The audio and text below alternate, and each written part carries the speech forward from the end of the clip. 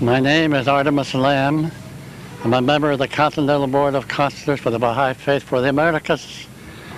I became a Baha'i in Los Angeles, California in 1939, and I've been pioneering in different parts of Latin America since 1944. I'm now standing in front of the National Baha'i Center in Roseau, Dominica. I will talk to you a little bit later more about pioneering. I have been pioneering for so many years that it has now become a way of life, and I cannot imagine ever returning back to the United States and to normal life. But I will try to recall a few impressions and a few of what I hope will be helpful hints. In the first place, it's a wonderful adventure, especially if the prime motive for going is to serve Baha'u'llah. And this must be the prime motive for going, to be successful.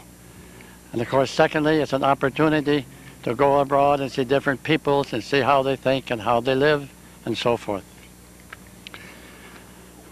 Of course, one must be ready for changes and for possible adjustments. Where you go may be entirely different from where you live. The material standards of living may be much lower because, you know, from the United States and Canada, for example, the material standards are very high, and most parts of the world don't enjoy these things.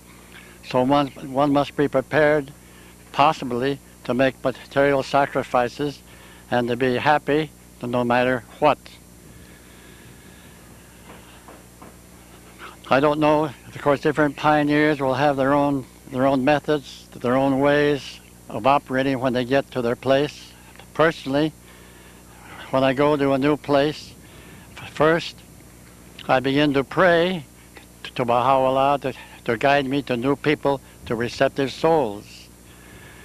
And then to go about meeting people and making friends and gradually sorting out the ones who may be receptive and trying to attract them to the faith.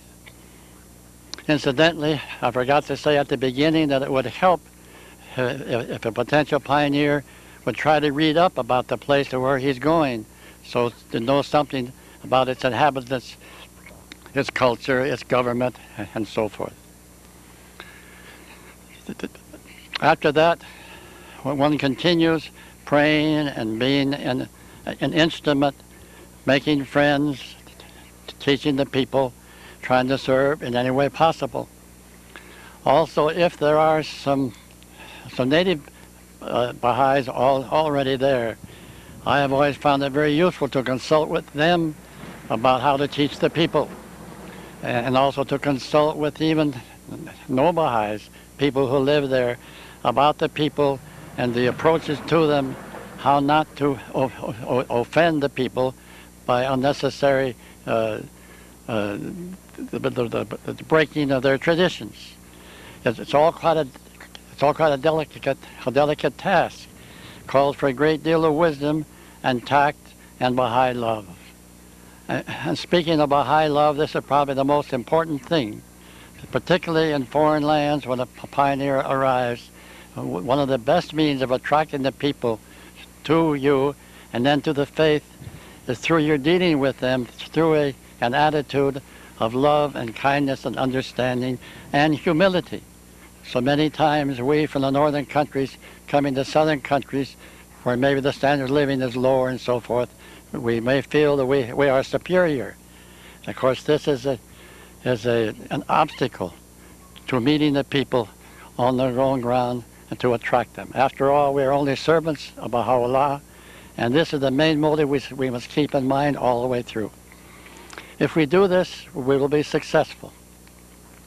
If our main motive is not to serve, why then we probably will run into obstacles. We won't be able to pass the test or make any adjustments, and we may go home as frustrated pioneers, and this is very sad.